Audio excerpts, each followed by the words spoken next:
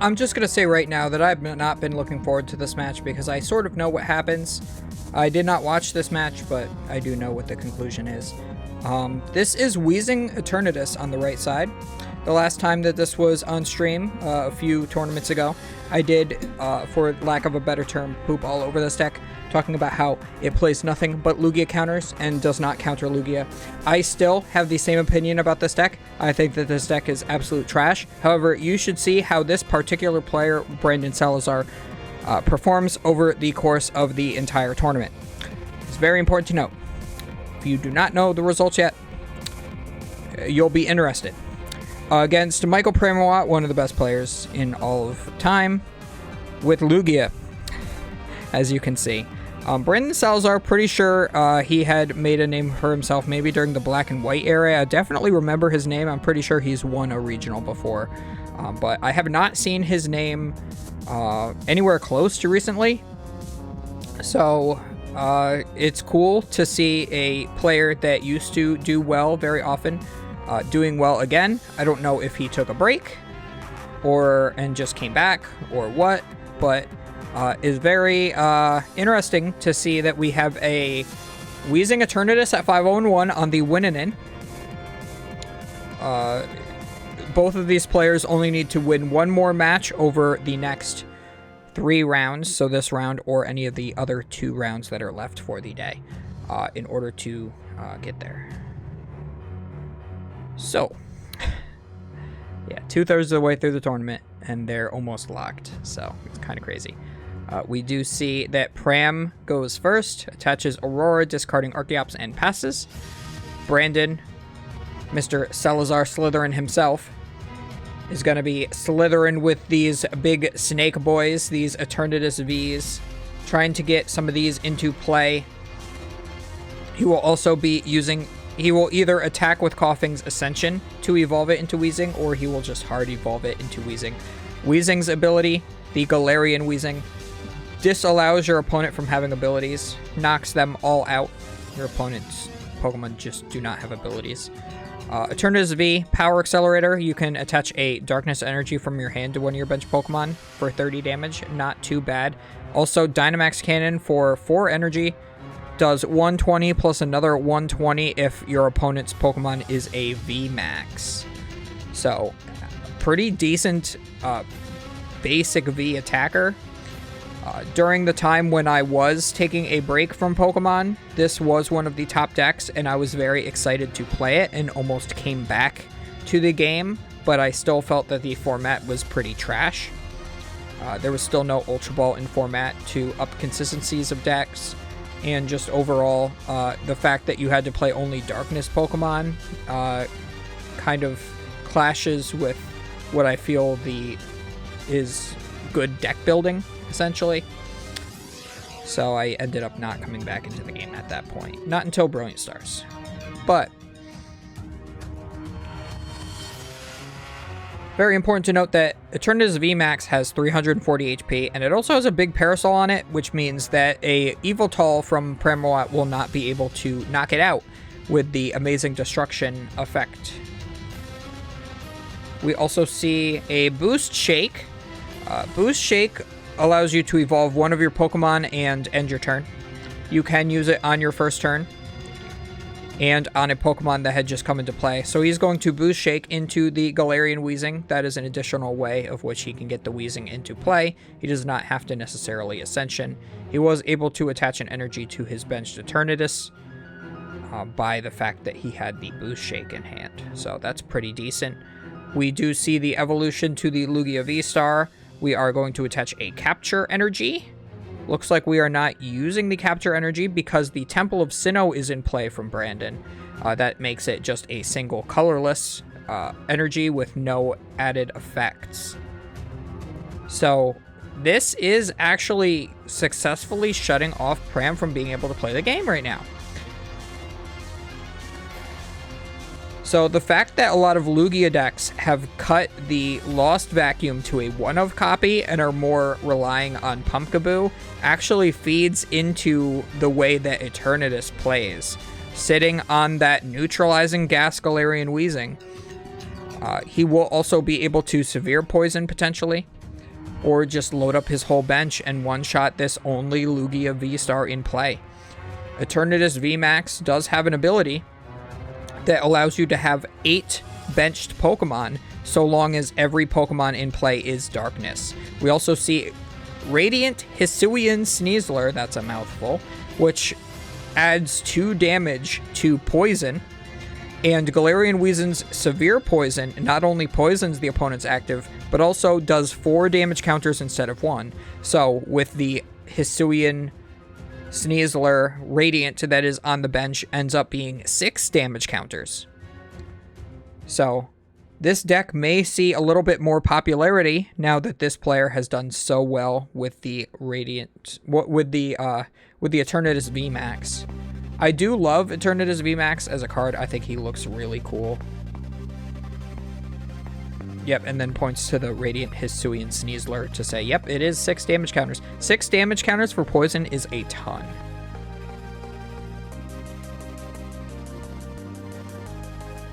I would also be interested to see how a deck like this would operate in Expanded, because you could also play Burbank City Gym.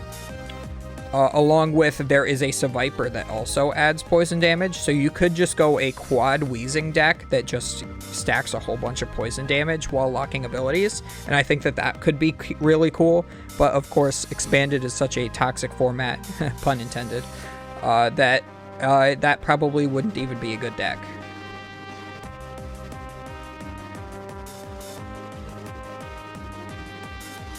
We do get another Lugia V down. We are going to attach an Aurora Energy to this Lugia. We are going to retreat and Read the Wind. That will get rid of the poison damage and give Pramawat a new, fresh 3 cards in hand. Pram also looked at the audience after he did that. He knows that he is in a really rough spot now. We see another Coughing come down that could potentially evolve into Galarian Weezing. Galarian Weezing also has those hats on his head, much like the Doug Dimmadome, owner of the Dimsdale Dimmadome. It's also got a mustache made out of poison, which is hilarious. We are going to see a switch, it looks like. We are going to switch into the Eternatus VMAX now. 3, 6, 9, 12. Yeah, it does do 30 damage times the amount of dark Pokemon in play. Since there are 5 right now, we are doing 150 damage. So we are at 210 damage total with the 60 that is on the Lugia V-Star. We are going to grab a Crobat out of the deck so that we will be able to draw an additional 6 cards while also putting another Darkness Pokemon into play. One of the weaknesses of a deck like this, much like Mega Rayquaza EX of the past, is that you have to put a bunch of bench sitters into play, like these Crobats. So your opponent could potentially just win the game off of boss's orders on a Crobat 3 times to win the game, and not really have to deal with the Eternatus necessarily. Eternatus VMAX also has too much HP, so that a Mew is extremely unlikely to be able to one-shot. I do believe that you would need all 4 Power Tablets and a Choice Belt in order to one-shot an Eternatus VMAX. So not necessarily the best matchup for a Mew VMAX deck. Especially since Eternatus does not need to put those Crobats into play in order to attack for knockout, since it does have the weakness advantage on Mew. We are seeing the knockout of the Lugia V-Star. We have enough Pokemon in play now. Brandon is going to do the nice 4 and 4 for his bench so that we can see all of his bench very well. I like to keep the 5 bench Pokemon and just put 3 at the bottom. I will also rearrange it so that all my bench sitters that I would discard should my ability leave play for whatever reason, I will also put in the bottom. So like when I was playing Mega Rayquaza, I would put all my Shaymins on that bottom in case the Skyfield ever got discarded. Pram does very quickly scoop. He knows that he cannot win this game. Just look at the look on his face. He is not very happy. He's like, why did they choose to put this on stream when they could have just put anything else. So that is how the Wheezing Eternatus deck actually functions. Sometimes it just bricks. Sometimes it does get the full gas and shuts your opponent completely off like that. So again, the fact that Pram was not able to find any sort of boss's orders or Serena to move the Galarian Wheezing to the bench made it so Pram was not able to get Summoning Star off.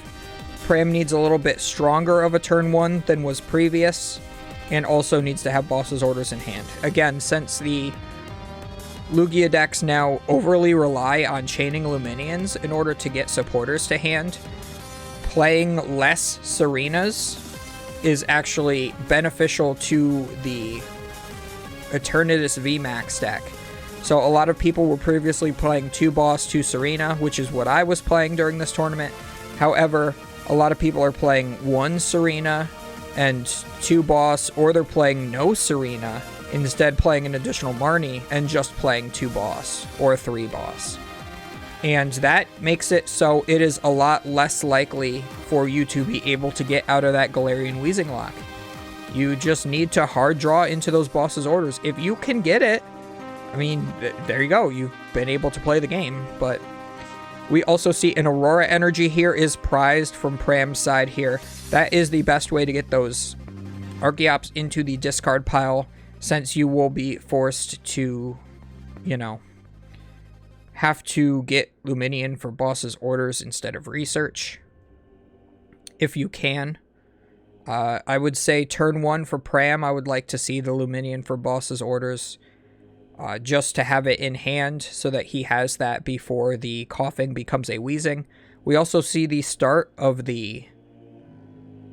Oh, my upstairs neighbor's fire alarm is going off again because he's probably cooking. That happens all the time. Yeah, so if Brandon is able to whiff the Galarian Wheezing, starting Stoutland here will actually be super beneficial, because you can Archeops onto this dude, put some powerfuls on there, and you can just one-shot the coughing, take 2 prize cards, and just start steamrolling from there. So we'll have to see just how hot Brandon's start actually is, if he is able to use the power of the Slytherins in order to win the game. Right now, Pram is stuck in the Chamber of Secrets. He needs to find his way out, but he unfortunately does not know Parcel Tongue. I should probably stop with the Harry Potter puns. So we see Ultra Ball is discarding one of those Archeops. We're also going to get rid of the Radiant Charizard as well. I see a lot of people have been discarding Charizard super early, and I don't necessarily agree with that. I mean, he must have to with the way his hand looks. Needs to get that Oranguru. That can draw him 1 card deeper to try to get into the boss. But again, I think it might have been a little bit better to just grab Luminion now and hold the boss in hand.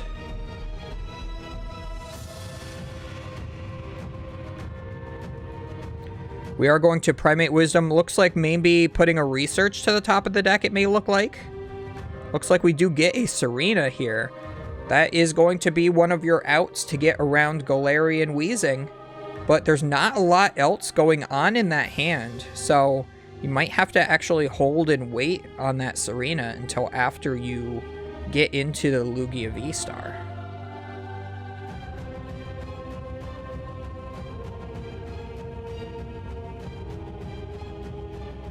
So it looks like we are Ultra Balling here from Brandon. We are likely going for that Eternatus V that we see brought to the front of the deck.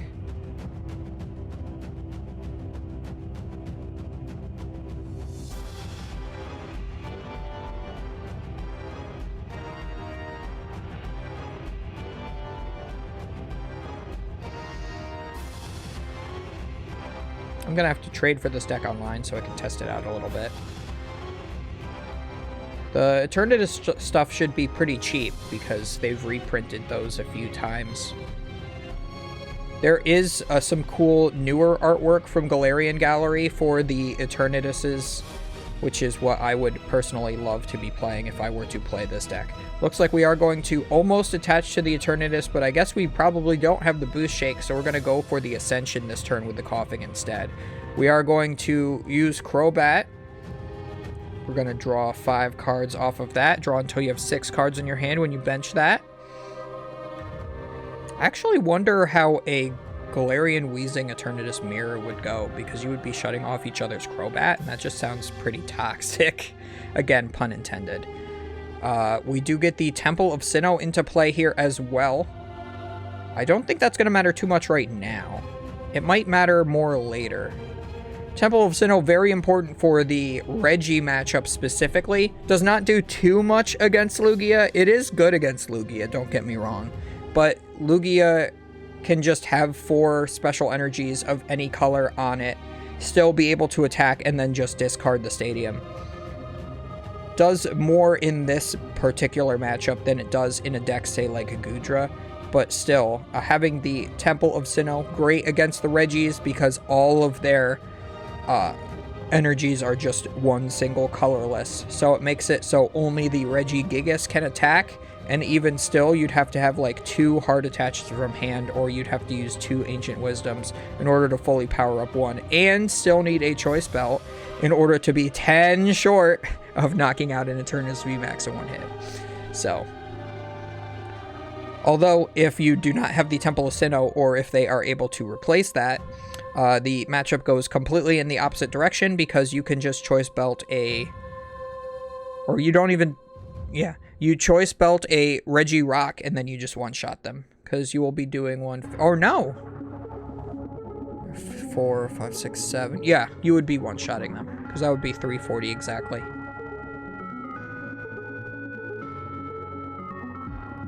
But again, Reggie's does get shut off by the Galarian Weezing. So again, another interesting matchup. But you do need that Temple of Sinnoh to have the edge there as well. We do see that Research get played. Unfortunately, we are going to have to see that discard of the Serena, so that's one less gussing option that Pram has access to get out of this Galarian Weezing ability lock.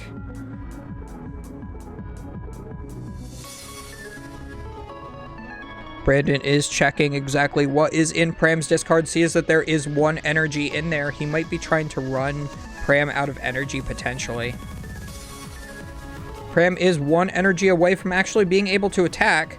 So the question is, does Brandon have a way to get fully set up this turn? Maybe he can knock out the Lugia V that is on the bench. Then he won't really need to rely on the ability lock of the Galarian Weezing. So we will have to see exactly what comes up from Brandon here. We see an Ultra Ball getting rid of a Drapion. Very interesting that Drapion is even a card that is played in this deck. You wouldn't think that you would need that for the Mew matchup.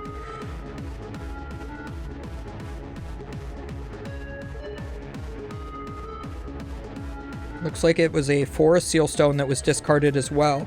Very good new card that is, well, fairly new card that allows these V Pokemon that do not normally have VSTAR powers to have VSTAR powers. You could even play something like Sky Sealstone in this deck, potentially. And be able to take an additional prize off of Mew, making the prize trade even more favored, but you would have to attack with your basic Eternatus in order to do that, so not quite ideal. Probably just playing Forest Sealstones in this deck. We are going to see the Marnie after this Crobat, so we're going to be digging as deep as we can. Hopefully we have something along the lines of Eternatus VMAX double cross switcher. So I don't think that this deck plays cross switcher. That would be way too much. That would be crazy.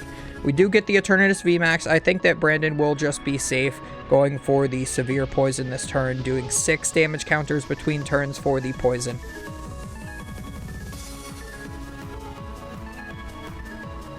And there it is. Pram will now have to commit an additional energy to this already poisoned Stoutland in order to knock out the Weezing. And even if he does that, Brandon can just put up another Coughing and do the same thing again.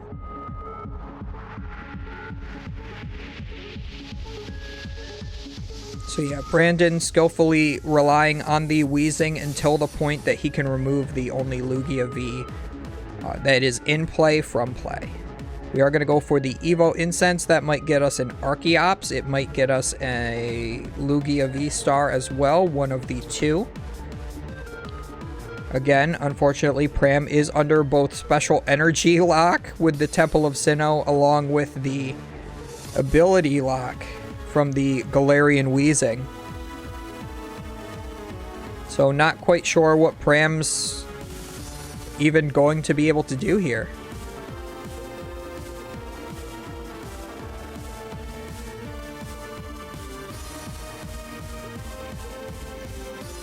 I think I should order the stuff for Eternatus. I think it might be a little fun to play. I don't think it's very good still, personally, but I mean, if you can get set up like Brandon did, you get there. You certainly get there.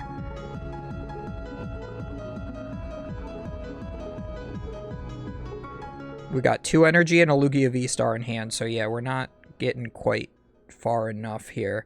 Looks like we do get the powerful colorless energy, so Stoutland will be able to attack this turn. He'll knock out the Wheezing. He also has to put 3 damage counters on himself. And then the Severe Poison. Oh no! He attacks with the first attack? Huh. Interesting. Yeah, so just goes for the double dip Fangs. And does 40 because the powerful colorless and the double turbo are canceling themselves out. But yeah, this is... I mean, I'm not sure why Pram went for that. That does leave Brandon an opening to just promote the Eternatus VMAX. But, I mean, I think you just got to take your knockouts where you can and hope that you can just... Hope that you can force your opponent into attacking with the Eternatus so that then you have items. But yeah, looks like this Stoutland will be knocked out going into Brandon's turn. Barely holding on there. And if you did attack with the Stoutland on the previous... Oh, I see what he's doing. He's going to try to take 2 prize cards by using the double dip Fangs here. So yeah, use 2 double dip Fangs. Had to commit a lot of energy resources in order to do that. To promote the Oranguru, take 2 prize cards.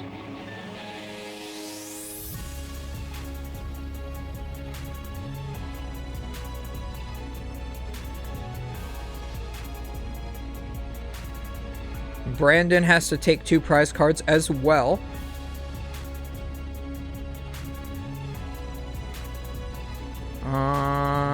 Pram should have taken 2 prize cards if he attacked with double dip Fangs. Let's see, 4, 8.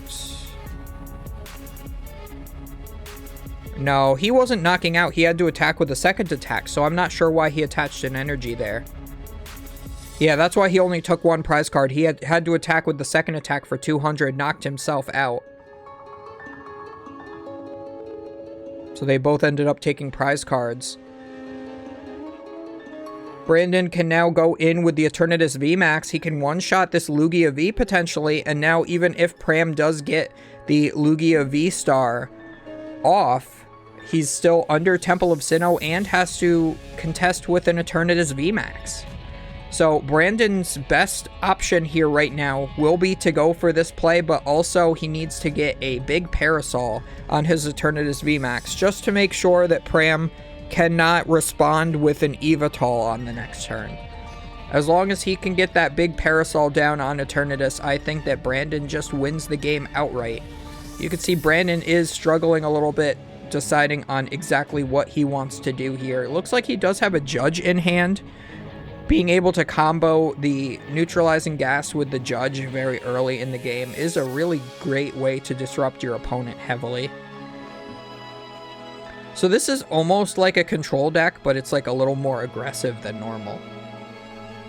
So very interesting to see the way that this deck operates. Yeah, I'm definitely going to have to trade for the stuff for this for PTCGO. I'm gonna have to put in a TCG player order. I hate I hate paying money. I don't want to play this deck. Deck looks so bad, but it's just like, seems so interesting though. I hate that I was crapping all over this deck before, and now I'm, like, sort of liking it. Maybe it was just like the list. Maybe, like, the list hadn't been optimized until Brandon got his hands on it here. Or maybe he just has a really hot tournament run. Sometimes people just draw hot. I mean, Rahul Reddy's topped a couple of events recently with Reggies.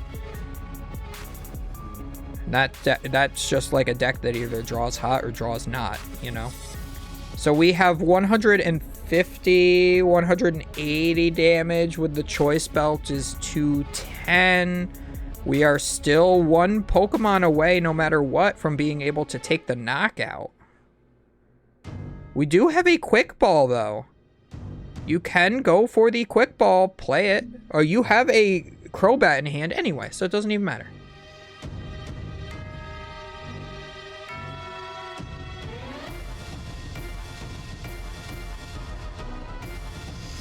Also benches a Coughing. You definitely have the knockout on this Lugia V now. But again, you want to see that big Parasol on your active. I don't think he drew into it. No, it looks like a couple of Darkness energies. Maybe another basic Pokemon. Just takes the knockout there. I mean, even if Pram could somehow get the one shot with the Yveltal here, Brandon can just respond with the next Eternatus V. Potentially, as long as he can evolve it into a VMAX. Just knock out your Yveltal, and then where is Pram at? Like, he can't respond to a second Eternatus VMAX. But you do give him the window to somehow potentially come back. So I do see that the Yveltal is in there.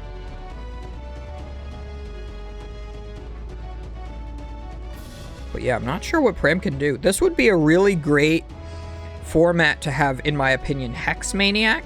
I know that it is banned in Expanded, but if you were able to Hex Maniac here, you still... You would then lose your own abilities, but your opponent would lose theirs, and that would effectively be the same as Avery. Actually, I guess Avery would be even better here too, right? Because Avery would says what? Your opponent discards until they have 3 bench Pokemon remaining.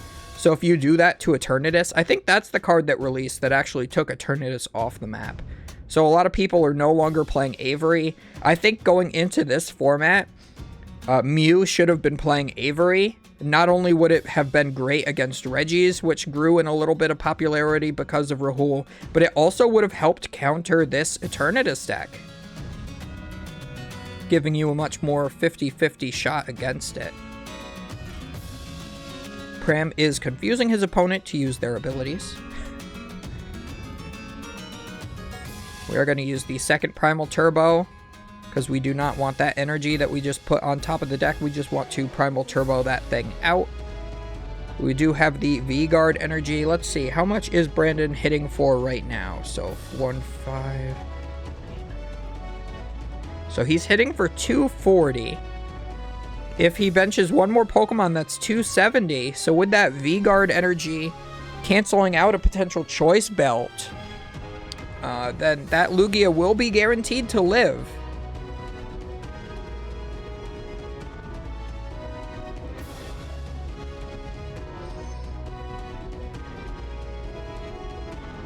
But Pram is also going to have to two-shot this this Eternatus VMAX. He can discard the Stadium, which then puts that energy live. So the V-Guard energy is now active. Brandon will have to play another Temple of Sinnoh to get rid of the effect of the V-Guard energy. We do also have Dark Patch, a very good card to be playing in this deck. Allows you to reuse an energy that was previously used. One of my favorite cards of all time is that Dark Patch. Was really great in Darkrai EX decks, both of the Night Spear and the Dark Pulse varieties. Both very playable during all of their respective formats. Very great and expanded in combination with something like Greninja Zoroark Tag Team as well, which is effectively a newer version of that Dark Pulse Darkrai. We are also attaching for turn to the active, and we are going to play Serena, discarding one more energy. we do finally get that big Parasol, but unfortunately a little too late, but thankfully Pram was not able to go for that Evital play, so it doesn't matter.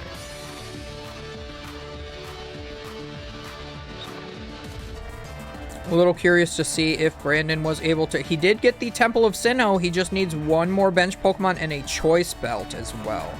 So yeah, he drew the big Parasol instead of Choice Belt. Maybe his only Choice Belt is the one that is on the Eternatus on the bench now. Not quite sure. We do see an Ultra Ball is going to discard a couple of cards here.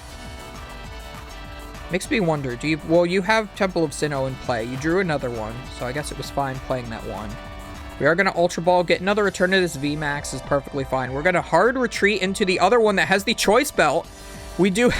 Oh, I see it now. I saw the window. I tunneled a little bit. And Pram just scoops.